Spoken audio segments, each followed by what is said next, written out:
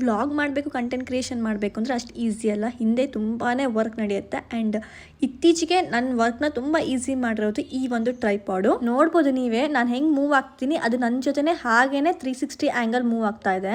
ಯಾರ ಹೆಲ್ಪ್ ಇಲ್ಲದೆ ಆರಾಮಾಗಿ ನಮ್ಮ ವಿಡಿಯೋನ ನಾವೇ ಮಾಡ್ಕೋಬಹುದು. ಸೊ ಇದು ಆಟೋ ಫೇಸ್ ಟ್ರ್ಯಾಕಿಂಗ್ ಟ್ರೈಪಾಡ್ ಅಂತ ಹೇಳ್ಕೊಂಡು, ನೀವು ಮೊಬೈಲ್ ಇಟ್ಟಿಲ್ಲ ಅಂದ್ರೂ ಸಹಿತ ಅದರೊಳಗಡೆ ಕೆಳಗಡೆ ಸೆನ್ಸರ್ ಕ್ಯಾಮ್ರಾ ಕೊಟ್ಟಿದ್ದಾರೆ.